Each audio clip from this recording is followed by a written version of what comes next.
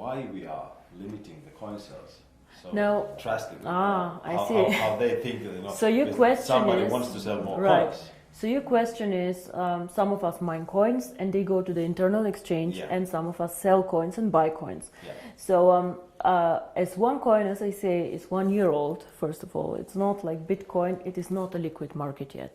So it means that there might be a day where we have a huge demand for coin sales or a huge demand for coin buying. And this is why we as a company always say buying and selling the coin should never be a reason why you join.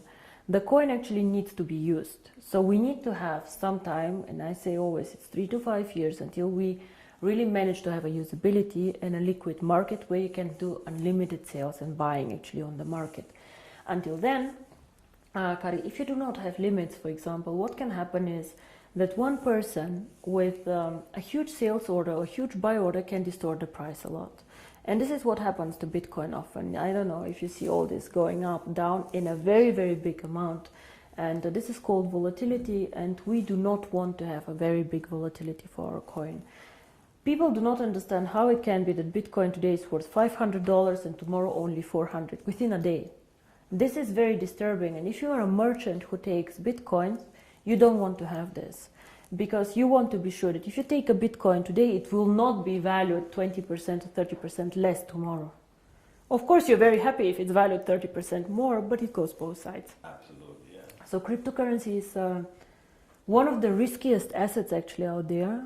High volatility, low liquidity on the markets.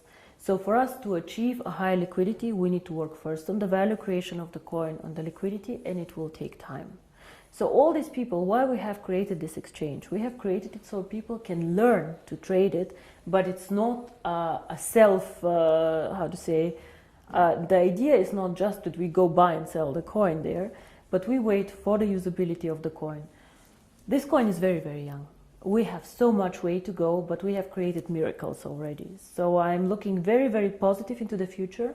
But remember, the internal exchange is demand and supply. So you have to find somebody who wants to sell coins to buy, and the other way around. So the company itself is not obliged to buy back your coins or to sell your coins. If I don't have coins, I cannot sell them. Yeah? And as a company, we do not buy back the coins. So it's always you selling your coins to somebody else or somebody else buying from you. Don't forget also a bit the time differences. When China sleeps, you're awake, and so on. So sometimes, as I said, the market is not liquid and not efficient yet. And then the other question is, which relate to that, is that how is the value created? Now, there are two questions I think inside here. First is what is the value of cryptocurrency, and the second is how do we determine today if one coin is valued €1, €2, or €5? Yes. So we have a concept which is called mining difficulty. And there are calculators out there on the internet for Bitcoin. Everybody can Google them. You just Google Bitcoin mining difficulty calculator and you see how this is calculated. It's a very, very simple thing. You calculate, one is electricity costs for the mining, and the second is computer power. So to mine a coin, you need obviously a computer to do some calculations and electricity to get the computer running. So depending on these two things, the mining difficulty grows or goes down. It goes both ways. It can go up, it can go down. The more miner join, however, the more people who want to mine, the higher the mining difficulty goes, because more of them are in the pools. And this is, of course, what happens to one coin. So you can simulate this with these calculators. It's nothing that one coin invented. And this is how we today measure the value of the coin. Yeah? So we say if it costs us €5 to create the coin due to electricity, the servers and the computer power, this is what we think is the appropriate price. Of course, it fluctuates up and down based on demand and supply, but always in a corridor actually that we have set. So this is how we determine the price today. And the second question that you had actually is, but one day we go to the open market, so how do we know what is the value of this cryptocurrency? Why is Bitcoin worth $400 and not 1,000 or whatever? And here, in my opinion, there are two things how we determine the value of cryptocurrency. Cryptocurrency is not backed up by anything. We know this. So it's actually worthless. So it's not backed up by gold. It's not backed up by any other asset. OneCoin is not backed up. Yeah? Bitcoin is not backed up.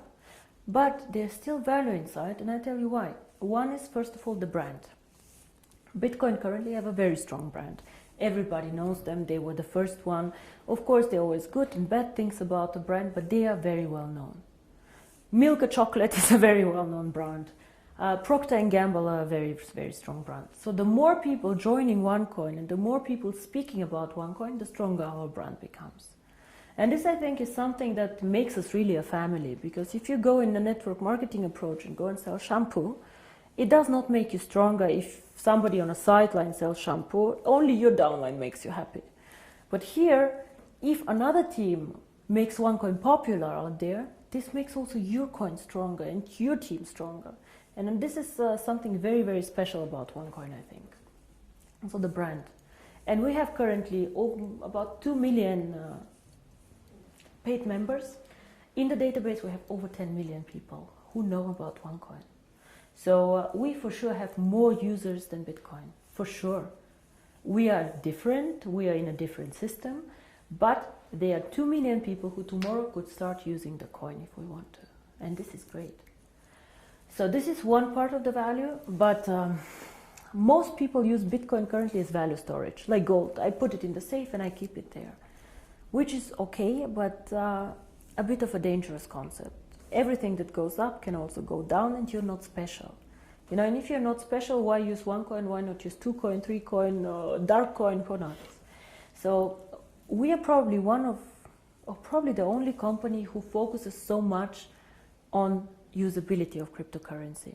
Why cryptocurrency? How can it change the world? And our 2 slogans are the future of payments or join the financial revolution. We believe that actually cryptocurrency can be a vehicle for money transfers. So for example, as you do Western Union transfers, you can use cryptocurrency to do a transfer. Fast, borderless payments. And there's a huge demand for this. 2 billion of people have no bank account. 2 billion. Of course, we cannot capture all of them. But again, if we capture only 10 million or 100 million people, it's a network. It grows so fast. We see what happened. You know, December 2014, I was sitting at my desk and I had a bet with Per Carlson, who is not here anymore, if we will manage to have 10,000 people. And we did a huge celebration with 10,000 people. Today we have 2 million after 12 months. It is incredible. And this is the network effect. The more people know about OneCoin, the more they will come and the stronger the brand becomes.